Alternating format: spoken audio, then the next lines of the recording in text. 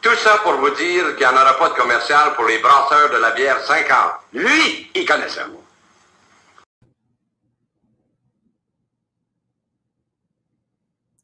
Alors, bonsoir tout le monde. Bienvenue au Journal du soir du 23 février 2023. Ça fait beaucoup de 23. C'est une journée spéciale aujourd'hui. La première chose, c'est qu'effectivement, il n'y en aura pas de commercial, comme disait Olivier Guémon. Il n'y aura pas de commercial, puis il n'y aura pas de direct non plus. Alors, je pense qu'on va être obligé de vous expliquer ça. C'est ce qu'on avait dit il y a 2 semaines. Et on va vous expliquer un peu le concept et éventuellement le concept de l'émission, là, parce que vous allez dire, il n'y aura pas de direct, mais on est en direct. Mais en tout cas, on va expliquer ça, là, on va vraiment avoir 2 formules. À toutes les 2 semaines, on va faire un direct avec des invités et des co-animateurs. Et l'autre semaine, on va présenter des vidéos. Puis il va y avoir un nouveau concept qui est un peu différent du direct. En tout cas, on va vous, au courant de l'émission, on va vous revenir là-dessus.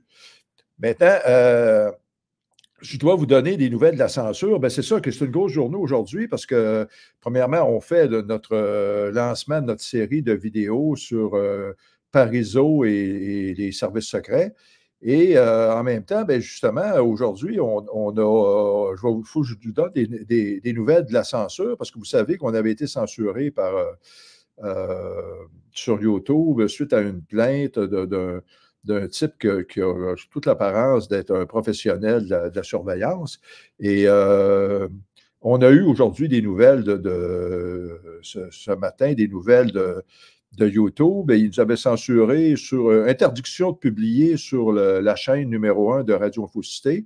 Et là, on avait fait un appel de ça. Jean-Marc avait fait un appel de ça. Et là, il devait nous donner une réponse dans les 14 jours. Alors, on a eu la réponse.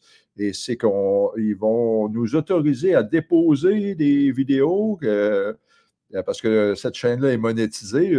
Nous, on fait quelques clopinettes d'argent et eux, ils en font beaucoup plus. Donc, ils nous autorisent à déposer des vidéos, mais ils ne nous autorisent pas à faire du direct sur la chaîne 1.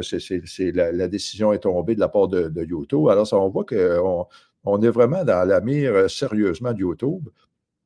Alors, si vous nous écoutez en direct, évidemment, bien, vous nous avez trouvé sur la chaîne 2 ou sur Rumble, en tout cas, toutes les plateformes qui nous diffusent, mais notre chaîne principale qu'on utilisait, on n'a pas le droit c'était pour 90 jours, alors encore pendant 2 mois et demi, on est interdit de faire du direct sur la chaîne 1 de Radio Infocité sur YouTube sous le prétexte d'avoir violé un règlement de la communauté dont on ignore complètement c'est quoi le règlement, on ignore complètement c'est quoi la violation en question. YouTube n'ont pas l'intention de nous répondre là-dessus.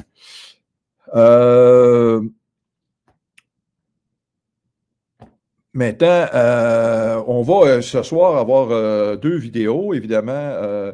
Dans un premier temps, on va avoir les faits sur le tramway. On avance rondement au niveau des faits sur le tramway. Et on a des faits très importants ce soir. Comme d'habitude, 3 faits. Il va rester. On va finir notre série la semaine prochaine des 15 faits sur le tramway, mais on va continuer à parler du tramway, là, inquiétez-vous pas. Là, tant qu'on a des choses à dire là-dessus, on va continuer de le faire. Alors, on va avoir des faits sur le tramway, mais après, à la fin de l'émission, on va terminer avec le fameux premier volet de l'entretien sur Fullerton et en tout cas sur Parizeau et les services de renseignement. On va écouter tout de suite la petite intro qu'on avait déjà présentée, que vous avez peut-être déjà vue, mais c'est pour vous rappeler. Puis après ça, on vous revient, on vient vous donner d'autres nouvelles de la programmation de Radio Infocité. Éduquez-moi, M. Gauthier. Mettons qu'il y a un article dans un journal de l'époque, dans ces années-là, à Toronto, puis ce journal-là parle du premier ministre canadien et de certains ministres. Mettons, le premier ministre plus 5 ministres. Bien, on créait 6 dossiers, soit un dossier pour chaque ministre, plus le premier ministre. Bon, 7 dossiers avec l'auteur de l'article, c'est ça. Puis Ouais. Fullerton avait une entreprise qui faisait ça, là.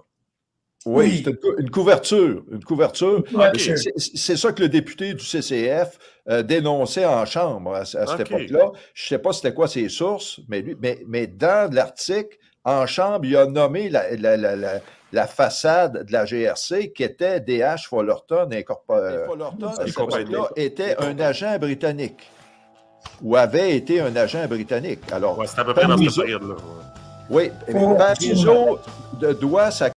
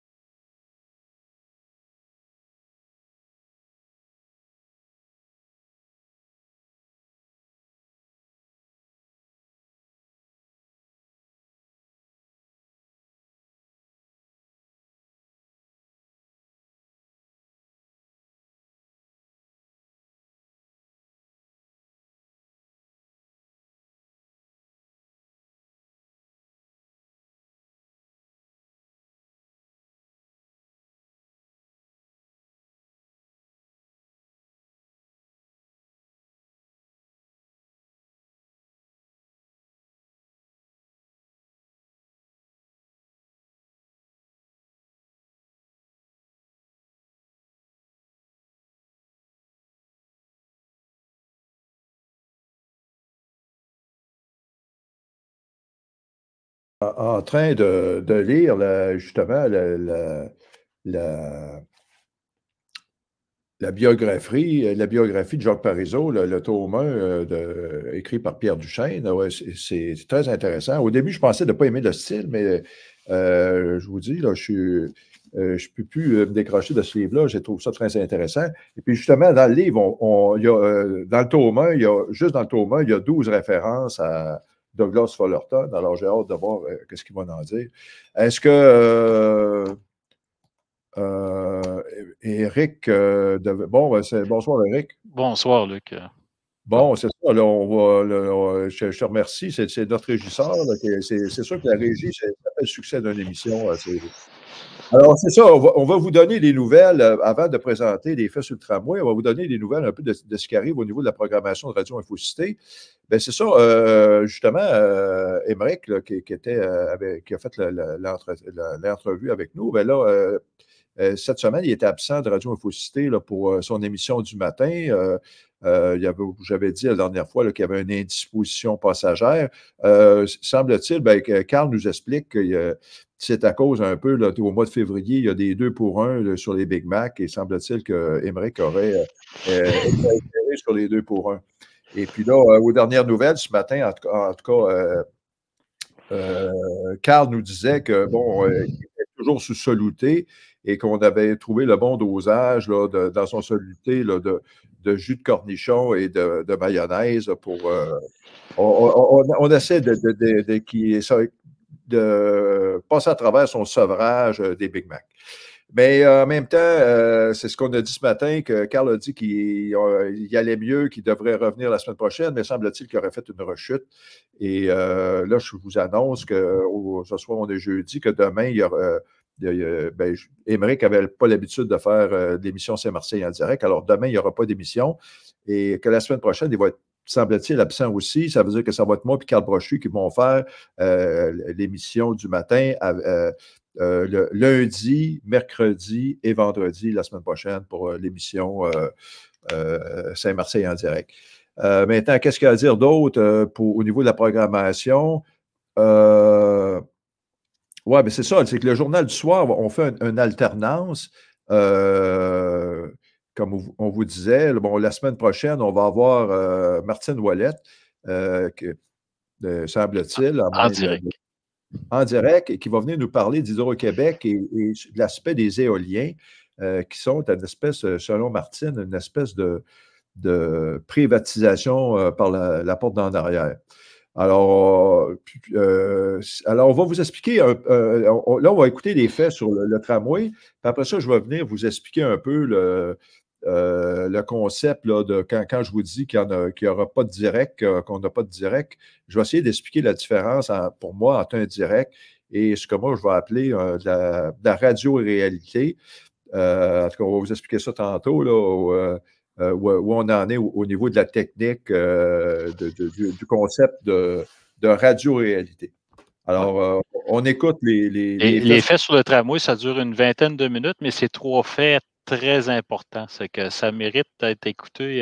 Il y a des bonnes explications. Désolé de la longueur, mais c'est nécessaire. En même temps, c'est pas si long que ça, 20 minutes pour comprendre tout ça. Là. Oui. On va voir que c'est pas mal plus court que ce que Tramway Québec fait. Fait qu'on passe ça. Bonjour, je me présente, Éric Gay, ingénieur. Voici mon analyse du tramway de Québec. Je vais vous révéler en 15 faits ce qu'est un tramway. Si vous connaissez des gens qui se posent des questions ou qui au sujet d'un tramway, je vous recommande de prendre connaissance de ces faits. Vous pourrez alors vous forger une opinion réaliste sur ce qu'est vraiment un tramway. Notez que la plupart de ces faits n'ont jamais été abordés et sont méconnus. Je vous demanderai simplement de les partager à tous, afin que l'ensemble des citoyens puissent se forger une opinion adéquate sur le tramway.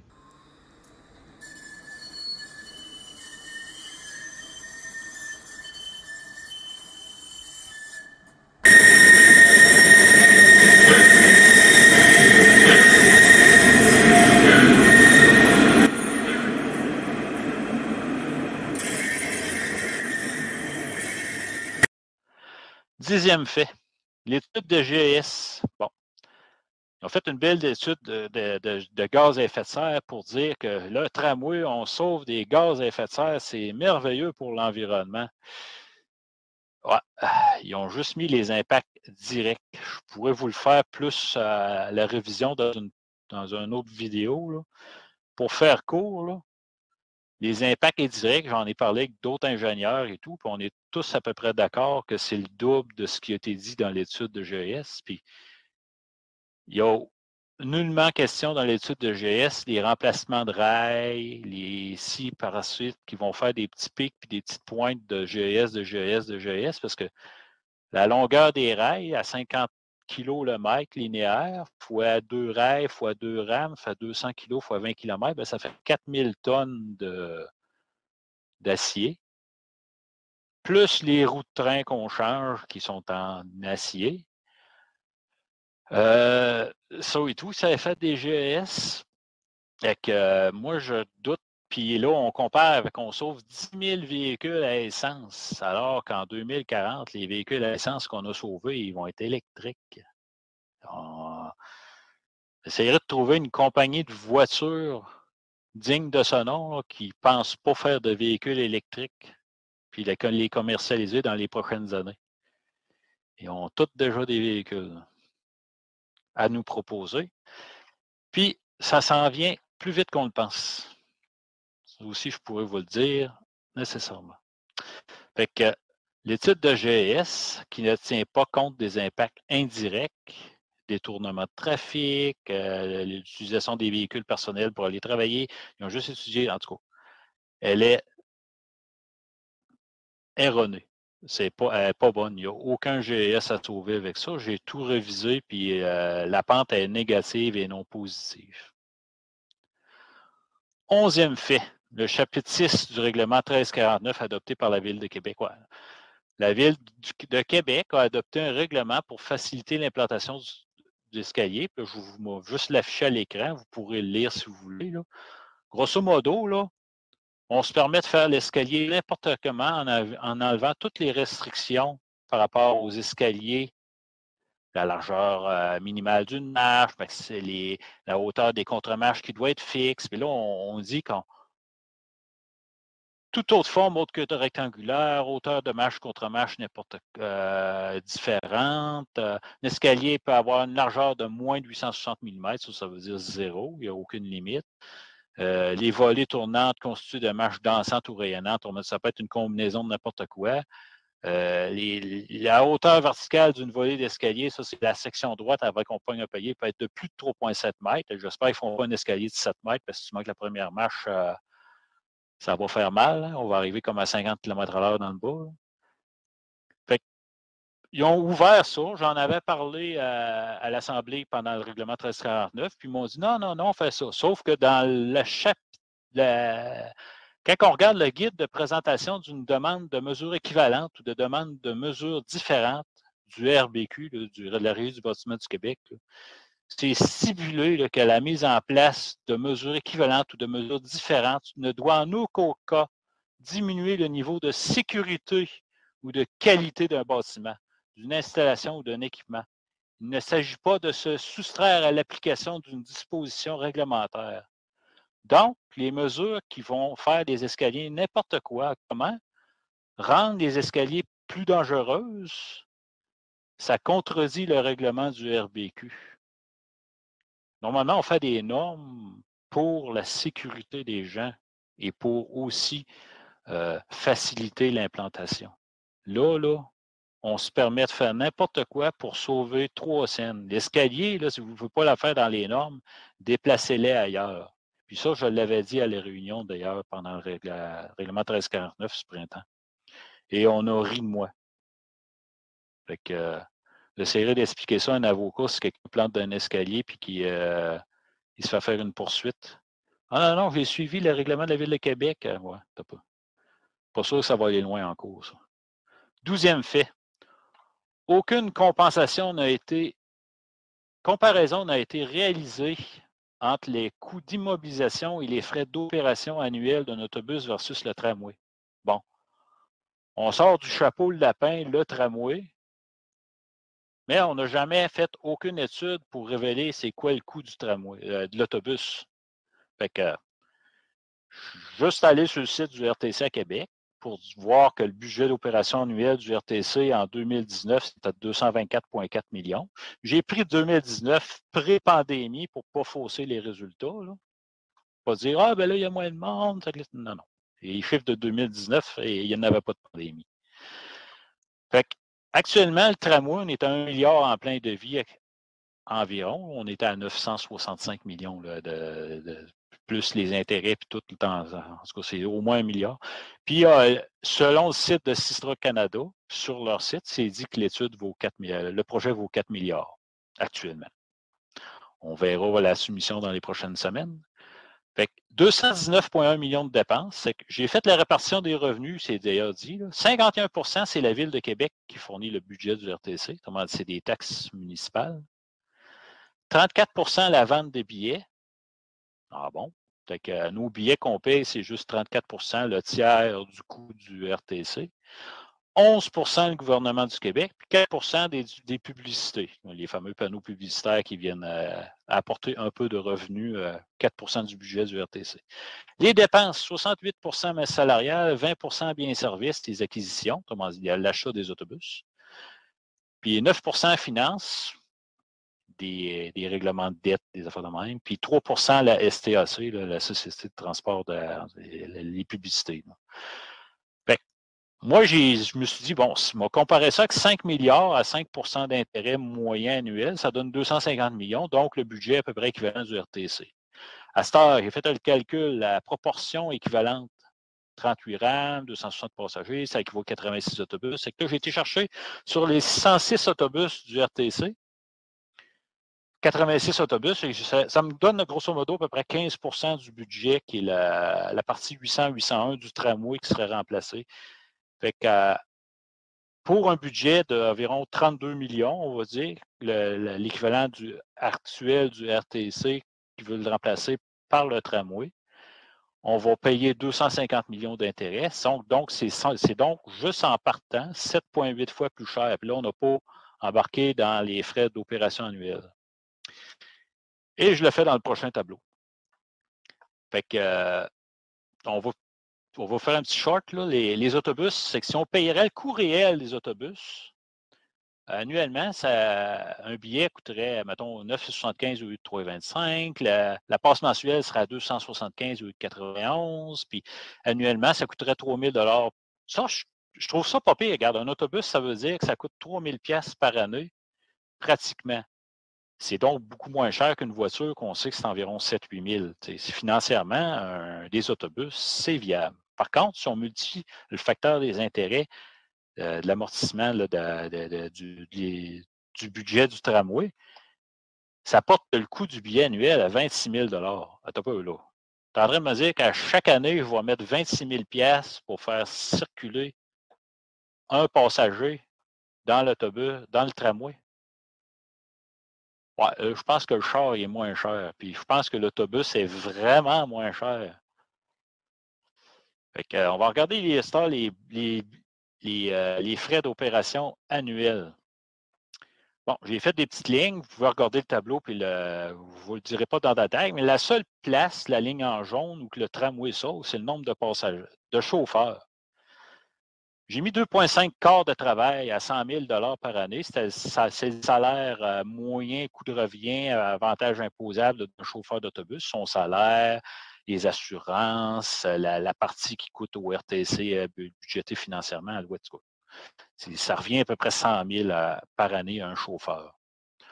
Fait que, faire un chiffron, ça se compte bien. Grosso modo, le tramway sauve 12 millions. Sauf que, comme je l'avais dit plus haut, il y a un 240 000 de surcroît par année de frais électriques. Il y a un 5 millions par année de coût de remplacement des infrastructures qui n'est pas comptabilisé. Ça, c'est la partie que je dis, mettons, le viaduc pour descendre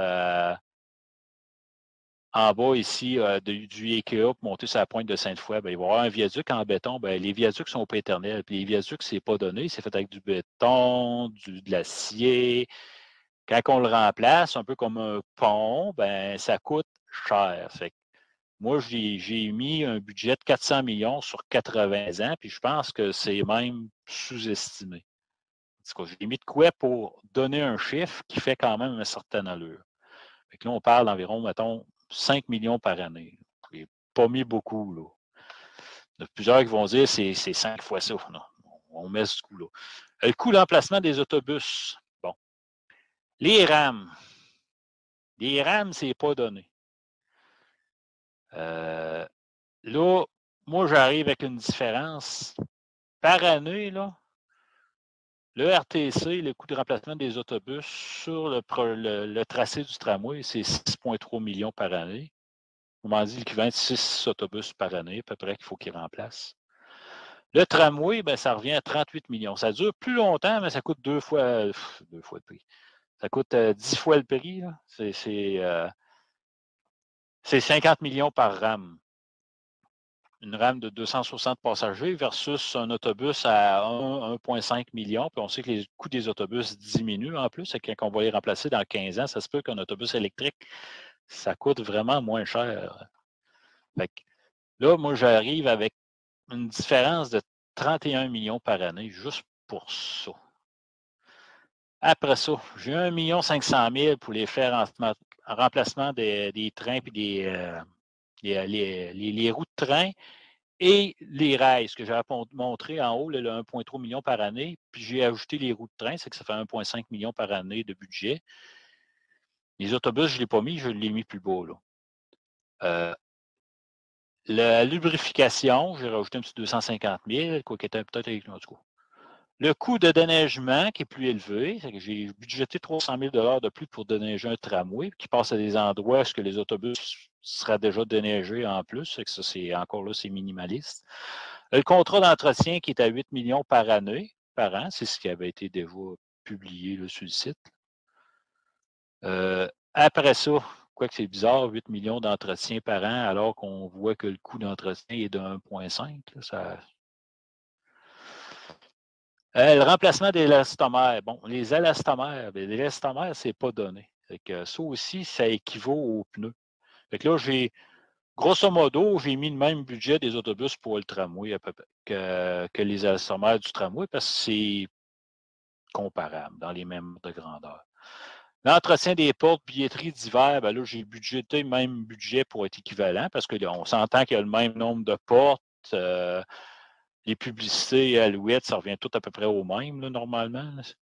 Puis, fait total des frais annuels, ça, c'est récurrent chaque année. 31,8 millions pour les autobus, puis le tramway, j'arrive à 67,1 millions. Moi, je suis à 210 %. Autrement dit, le tramway va coûter 2 fois plus cher à entretenir que les autobus. Mais si jamais la conduite autonome arrive, puis on sait que c'est déjà en test à Montréal depuis quelques années, en Europe, aux États-Unis, à plein d'endroits. En Chine, ils ont même une rame de genre SRB qui roule depuis 4 ans, là, qui n'a pas de chauffeur. Fait que c'est sur le point d'arriver. J'ai éliminé le chauffeur du tramway, puis j'ai mis les chauffeurs d'autobus, puis j'ai refait les budgets, autrement dit, en éliminant la partie jaune là, du budgétaire qui est les salaires des chauffeurs. Là, je tombe à 10,3 millions par année pour les autobus, autrement dit, presque 3 fois moins cher. Puis la partie tramway, je tombe à 57 millions. Fait qu'on n'a pas sauvé beaucoup de chauffeurs. On en sauve moins. Fait que là, si on fait le comparatif avec la conduite autonome de niveau 5 en éliminant les chauffeurs, ben là, je suis à 557 %. Autrement dit, c'est 5 fois et demi plus cher un tramway sans chauffeur que des autobus électriques sans chauffeur, éventuellement. Ça, c'est selon mes estimations que j'ai passé des semaines / mois à estimer et à calculer. Bonjour, j'ai fait une petite erreur, volontaire ou pas, en tout cas, je vais vous expliquer. J'ai fait un petit peu une erreur à la Tramway Québec. Ça fait que dans le 3310 $ des autobus, ce que j'ai fait, c'est que j'ai fait le coût moyen de tous les autobus du RTC. La réalité, c'est que les 800-801 ont un taux d'achalandage beaucoup plus grand. C'est que les autres autobus sont plus vides que celle-ci. Alors, pour le 800-801, la partie du tramway, j'ai réévalué tous les calculs. Puis j'arriverais plutôt à 2500 $, un peu moins que les 3300, mais par contre, la moyenne est toujours à 3300 parce que les autres sont peut-être à 3500, 4000, étant donné qu'ils sont moins rentables en étant moins utilisés. Fait que si on refait les coûts réels comparatifs, puis qu'on fait 2500 x 7,85, qui est le surcoût du tramway par passager, ça revient à 19 625 au lieu des 26 000 que je disais. Par contre, il faut ajuster les 210 de frais d'opération parce que les frais, ça s'additionne. Puis quand on paye des intérêts pour un emprunt, on doit l'additionner aussi aux frais d'opération. Un peu comme un compte de taxes municipales, on va payer notre hypothèque avec les frais d'intérêt, puis on paye les taxes municipales d'opération. C'est que la maison nous coûte tant par année. Mais dans le cas du tramway, on ajoute 2500 fois 2,1. C'est que là, le coût total réel annuel, incluant les frais d'entretien, le coût de revient est de 24 875 On va l'arrondir à 25 000, ça va être plus simple. Fait que si on fait les 7,85 plus 2,1, ça fait 9,95 fois. Donc, disons 10 fois plus cher par passager. Oui, oui, c'est vraiment ça. 10 fois le prix. Puis là, je ne vous dis pas que éventuellement, avec les autobus électriques autonomes, ça va être de 20 à 25 fois plus cher. Parce que dans le RTC, sur la moitié du budget, c'est le frais d'opération, c'est les salaires des chauffeurs d'autobus.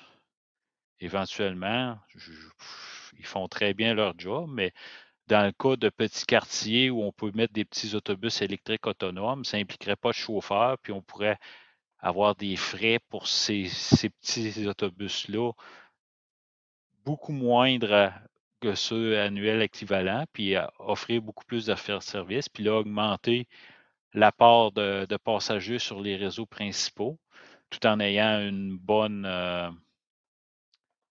un bon temps de parcours, des fréquences acceptables et diminuer le temps de transport, de sorte que le monde l'utiliserait. Puis, j'ai fait une autre erreur. Ben, des 10 000 véhicules par jour estimés par l'étude de GES de Tramway Québec, ce que je ne vous ai pas dit, c'est que les 800 et 801 dont le tramway va remplacer, ils vont être réaffectés pour de nouveaux parcours. Fait que comprenez que ces nouveaux parcours-là offrent plus de services, ce qui fait que le nombre total d'autobus et de tramways, le RTC grossit, nécessairement en ayant plus de services. Bien, le 40 de gain que l'étude de Tramway Québec a révélé là, pour éventuellement, on va augmenter de 12,9 millions le nombre d'utilisateurs des 35 millions actuels. Ben, malheureusement, c'est pas le tramway qui fait les 10 000 comme l'étude le dit. La moitié va venir des autobus. Fait que la réalité, c'est que le surfrais du tramway, il est juste pour peut-être la moitié des 10 000, donc disons 5 000 voitures qui vont être remplacées par le tramway en réalité. Les 5 000 autres, c'est les autobus supplémentaires qu'on met sur des nouveaux trajets et des nouveaux parcours. Ça, Tramway Québec n'a pas pensé à faire la part des choses comme je viens de faire.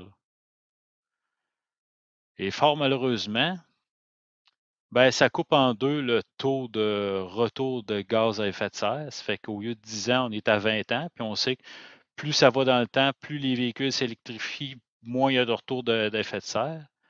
Fait que si on fait le total de tout ça, le retour réel de GES, plus toutes les émissions qui ont été faites pour identifier les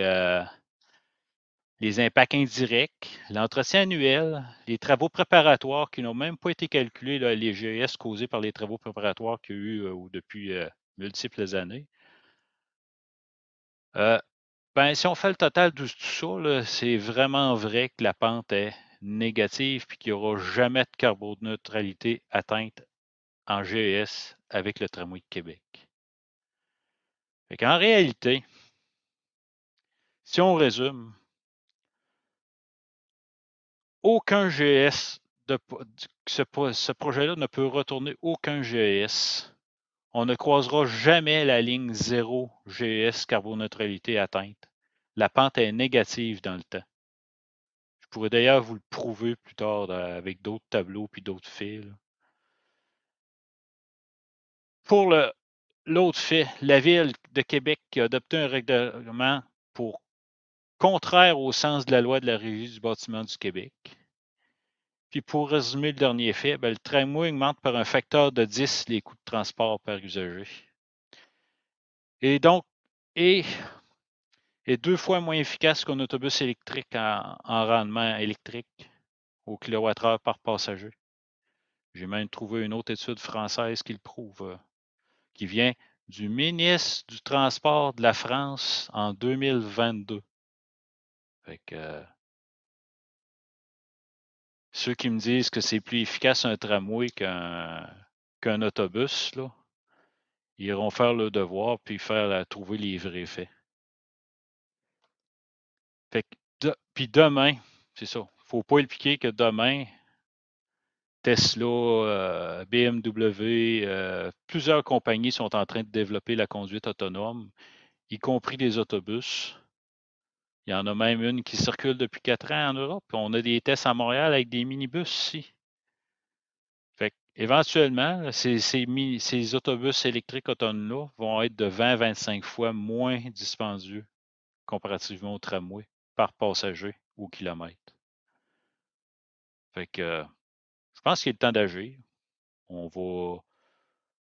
va se dire les choses en pleine face, comme on dit. Puis n'oubliez pas qu'il reste 3 faits à venir. Ça fait que je vous demanderai de partager ça, puis on va faire notre possible pour trouver le fond de la vérité. Merci.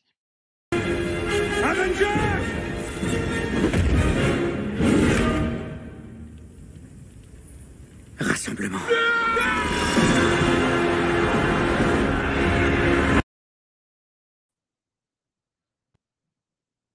Oui, alors je ne sais pas si avec la fin de la vidéo, la ville va paniquer en voyant arriver là, cette horde sauvage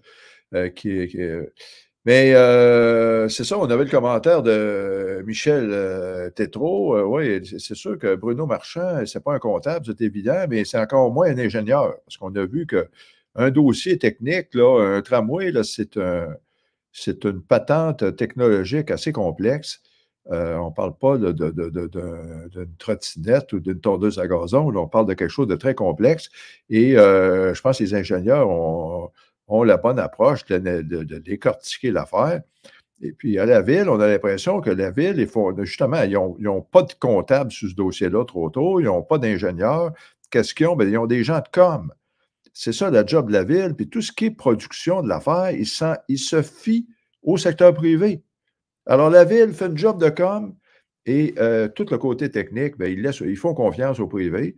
Des fois, c'est bon, mais des fois, c'est dangereux.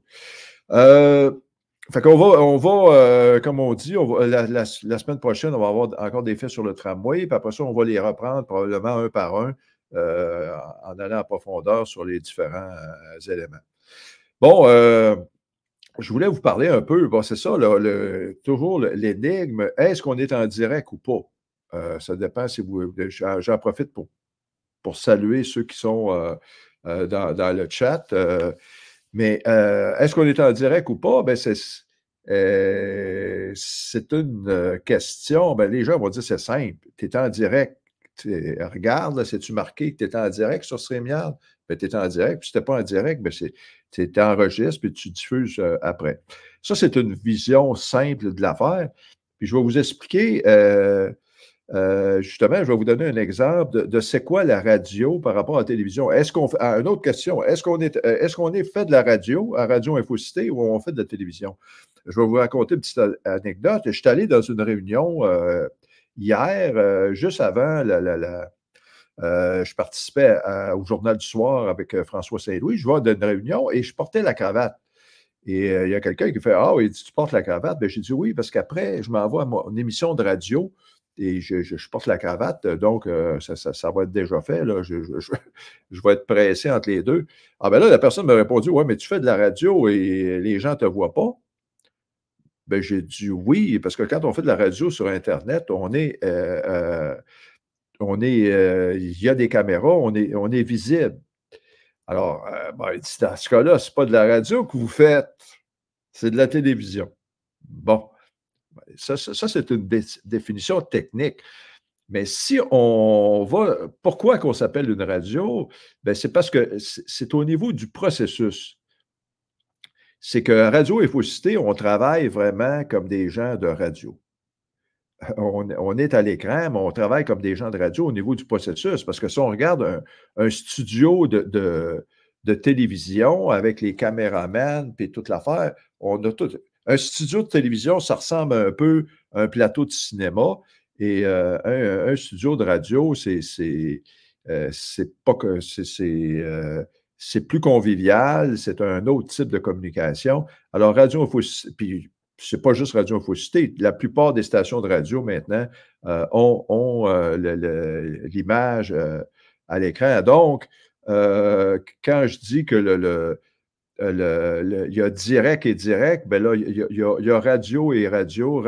La définition de la radio et de la télévision, c'est pas nécessairement intuitif. C'est la même chose que le direct.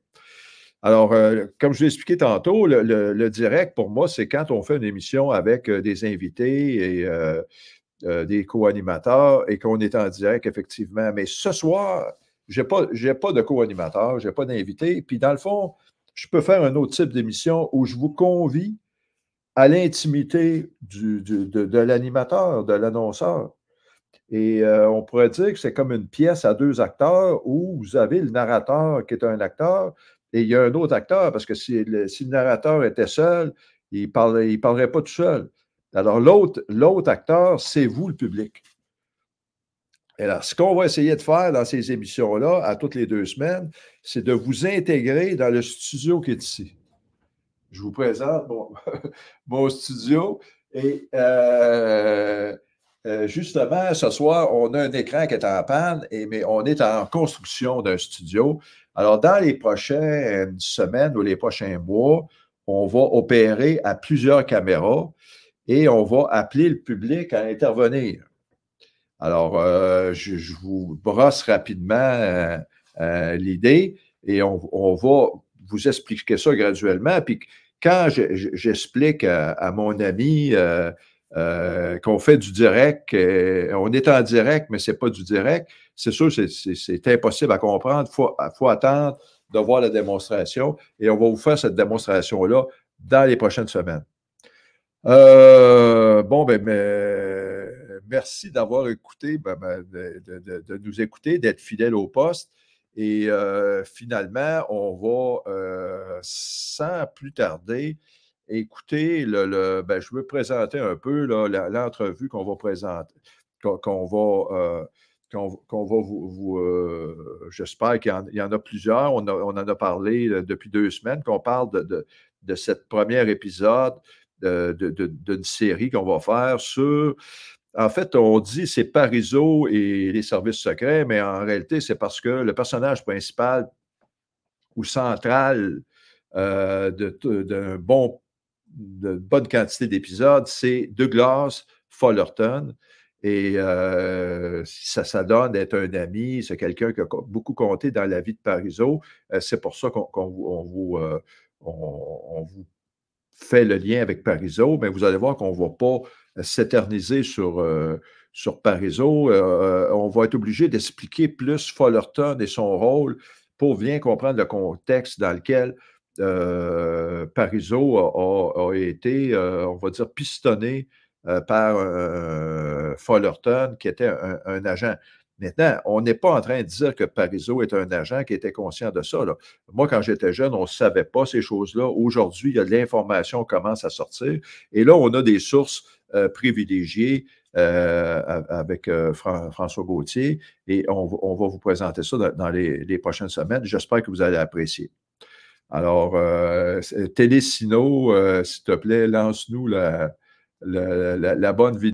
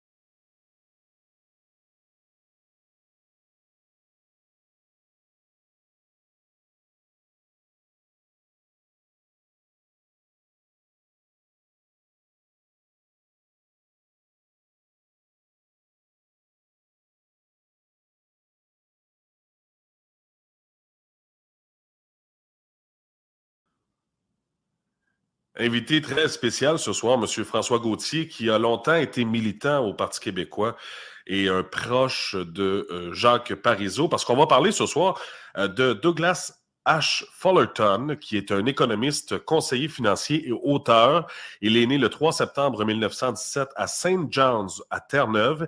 Il est décédé le 21 décembre 1996 à Ottawa, en Ontario, à l'âge de 79 ans. Douglas Fullerton obtient un baccalauréat en commerce et une maîtrise en commerce de l'Université McGill en 1939 et en 1940 respectivement. En 1957, il est nommé au Conseil des arts du Canada, où il assure une position financière solide à titre de directeur des investissements entre 1957 et 1968. Il est bien connu pour son travail en tant que président de la Commission de la capitale nationale entre 1969 et entre 1969 plutôt et 1973, dirigeant notamment le programme gouvernemental de réaménagement du centre-ville de Hull. On lui doit également la création de la patinoire du canal Rideau. Douglas Fullerton, que l'on appelait dans les milieux politiques Doug, conseille les gouvernements sur diverses questions dont la réforme des pensions, les services des transports en commun, les industries du charbon et de l'acier du Canada Atlantique, ainsi que la nationalisation des entreprises hydroélectriques du Québec et des mines de potasse de la Saskatchewan. Douglas Fullerton se distingue par son approche populiste vis-à-vis de l'urbanisme, mettant toujours les gens au premier plan. Il rédige aussi une chronique journalistique sur des questions d'affaires urbaines et est l'auteur de plusieurs livres, dont The Bond Market in Canada en 1962. De 1979 à 1995, il est professeur honoraire d'urbanisme à l'Université de Calgary. En 1987, il est nommé officier de l'Ordre du Canada. Et ce soir, avec mon collègue Luc Paquin, on reçoit M. François Gauthier, qui a très bien connu Douglas H. Fullerton.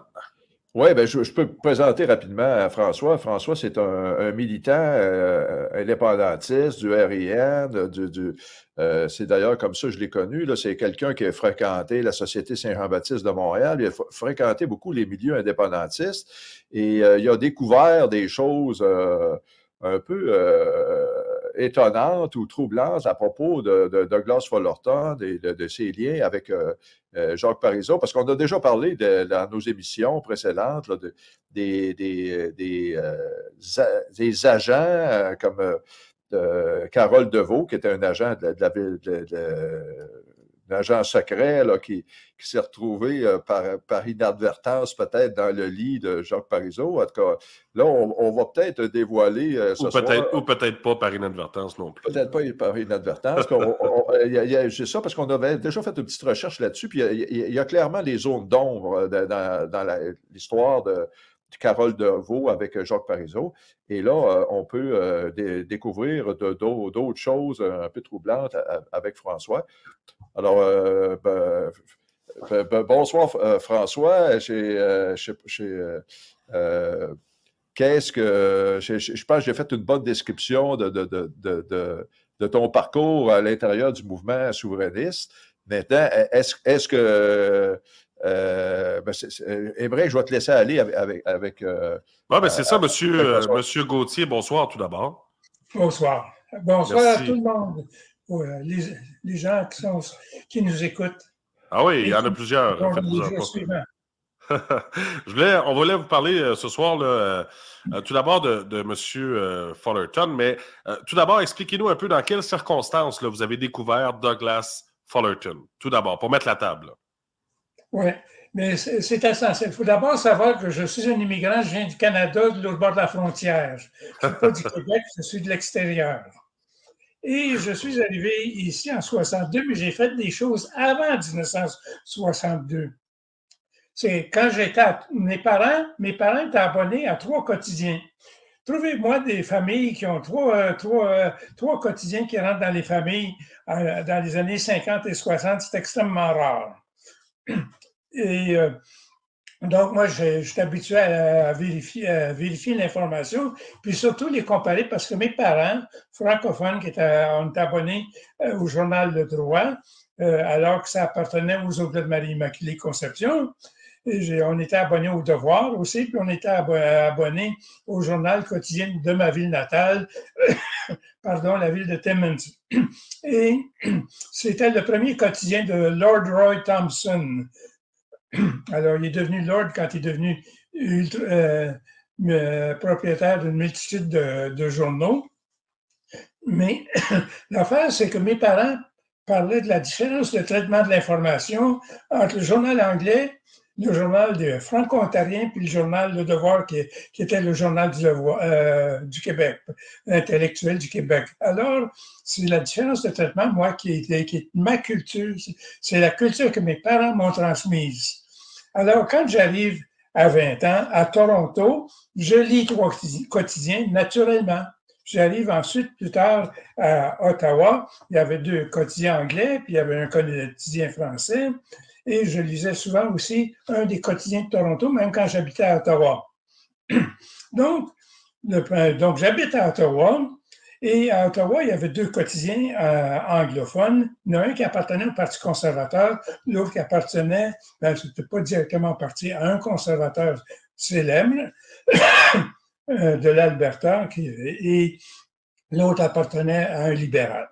Alors, évidemment, quand on est dans une époque où c'est le Parti libéral du Canada qui est à répétition au gouvernement. Donc, il y a eu Mackenzie King, il y a eu Pearson, et d'autres. Alors, bien avant Jean Chrétien puis Trudeau. Alors, ce qui se passe, c'est que le journal conservateur, il parlait de choses qui pouvaient être gênantes pour le parti au pouvoir. Alors, moi, je vois un petit article de rien, 3 pouces de haut, 1,5 pouce de large, un entrefilet, comme on dit, et l'article parle d'un député du CCF qui est au Parlement d'Ottawa. Alors, le CCF, il n'y a personne probablement dans notre auditoire qui sait qu'est-ce que c'est. C'est le parti politique qui est à l'origine du NPD. Donc, ce parti-là avait espéré faire élire beaucoup de députés, c'était une histoire, mais ils se sont trouvés seulement 8 députés au Parlement, et puis plein de députés des autres partis. Alors, donc, le député du CCF se scandalise en disant à peu près la chose suivante. La RCMP, le terme anglais de l'époque, la RCMP opère une façade qui est abonnée à tous les périodiques au Canada, c'est-à-dire les hebdomadaires, les quotidiens, les mensuels, y compris les publications universitaires. Alors, quand un centre de recherche, que ce soit en droit, en sciences sociologie, autre chose, publie une revue, bien, la façade de l'RCMP est abonnée à tous ces périodiques-là du Canada, en anglais et en français. Puis, ils font de la coupure de presse. La coupure de presse, ça veut dire que si tu as un article qui se prononce sur une autre page, ou tu as des articles différents que tu veux mettre en archive, mais tu es obligé de faire des photocopies. Alors, c'est une époque qui fait la photocopie. Mais là, on parle, M. Gauthier, là, on parle des années 60 environ, là, si je comprends bien. C'est ça, mais c'est important. C'est le point de départ. C'est que l'article, le député en question, le député du CCF, il nomme la façade. Il donne le nom de la façade. D.H. Fullerton & Company. Alors, ça, c'est l'entreprise qui est opérée par Douglas Fullerton. C'est une entreprise personnelle. Et cette entreprise-là faisait la coupure de presse. Et puis, si un article parle de 50 personnes, il faut mettre 50 copies dans autant de dossiers. Si l'article parle de 10 personnes, ça va dans 10 dossiers, plus évidemment l'auteur de l'article. Si c'est une sorte de pétition écrite par 8 personnes, des professeurs d'université, bien, ça va dans le dossier de chacune des 8 personnes. Si ça critique... Éduquez-moi, M. Gauthier. Mettons qu'il y a un article dans un journal de l'époque, dans ces années-là, à Toronto, puis ce journal-là parle du premier ministre canadien et de certains ministres. Mettons le premier ministre plus 5 ministres.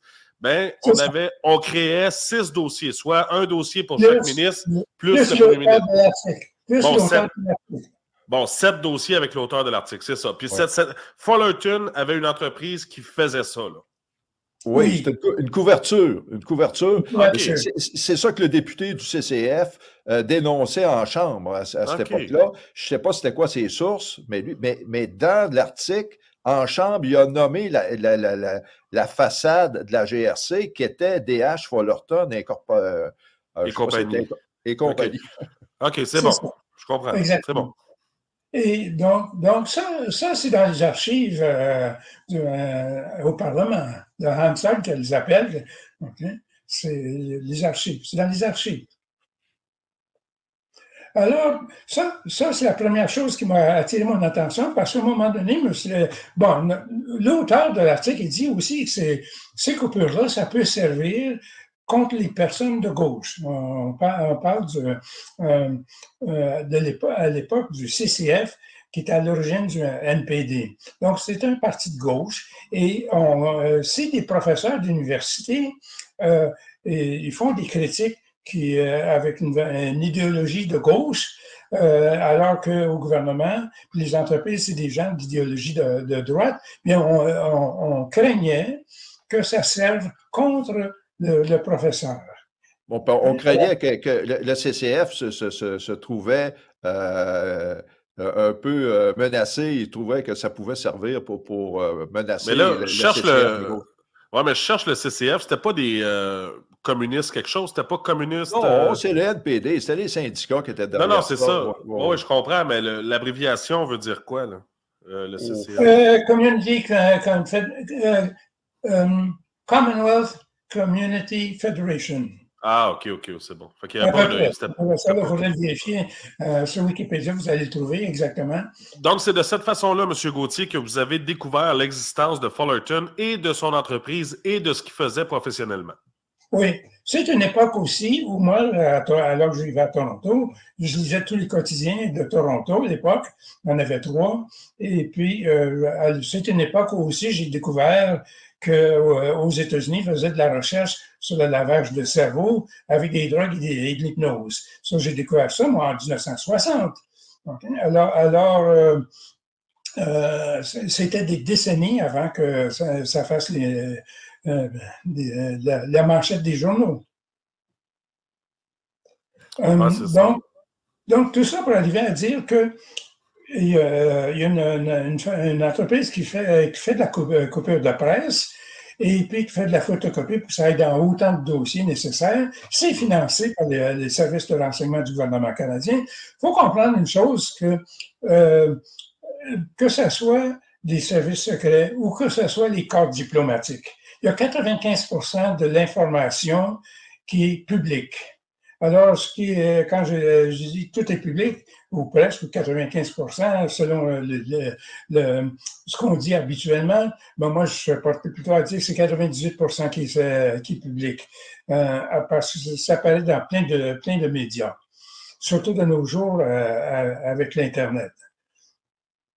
Oui, absolument. Mais là, Monsieur Gauthier, maintenant qu'on a dit ça, vous avez également été, je ne sais pas, je ne vous connais pas personnellement, mais vous avez été un proche, en quelque sorte, de Jacques Parizeau, je ne me trompe pas.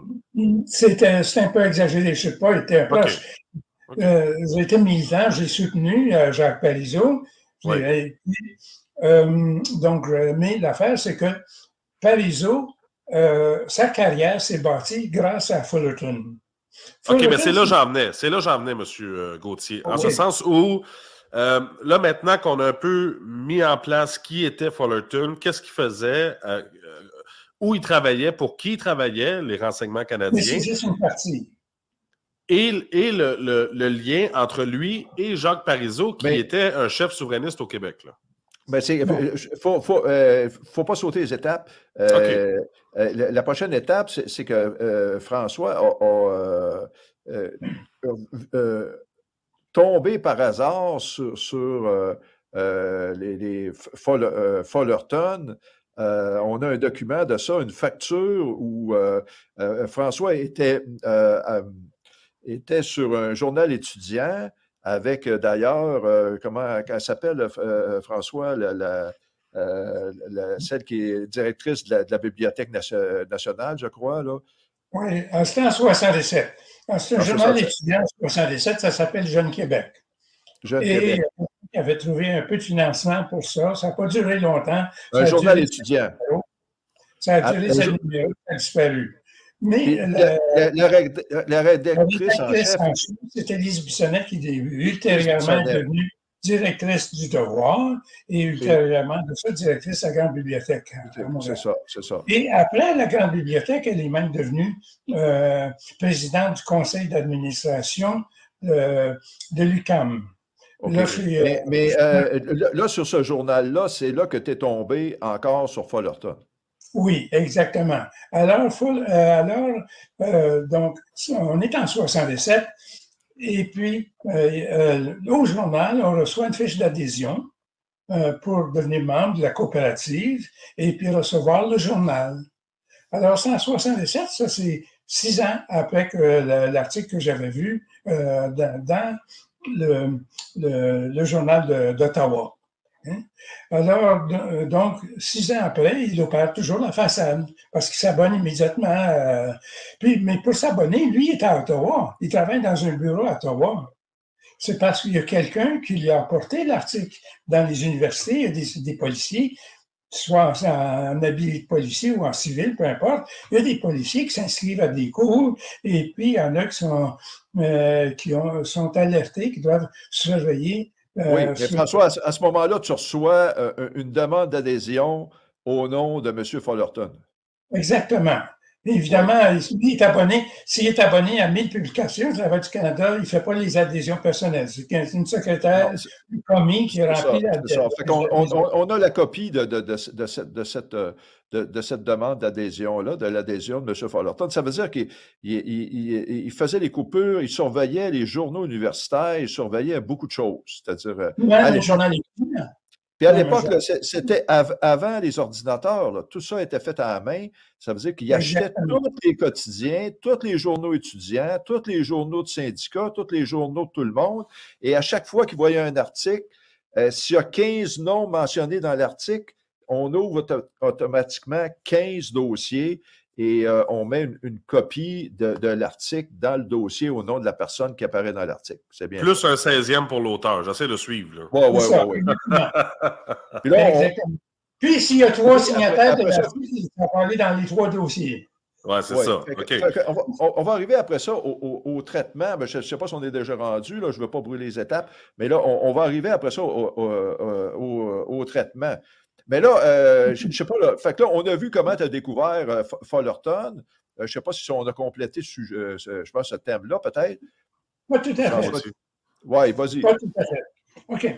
Alors là, je vais vous faire une parenthèse. Des fois, je regarde des films sur la résistance en France et dans d'autres pays. OK?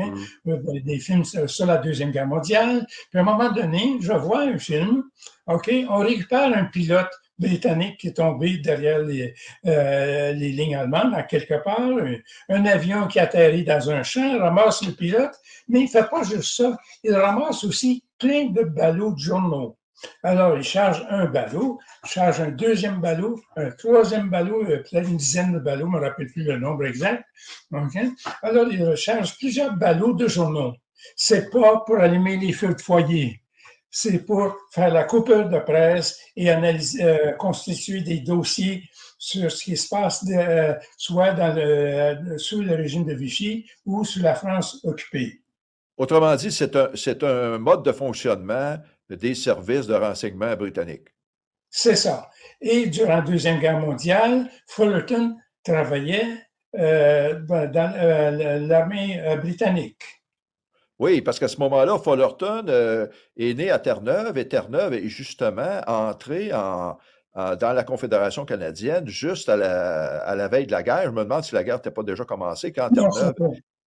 Fullerton Terre-Neuve est rentré dans la Confédération en 1949. 49.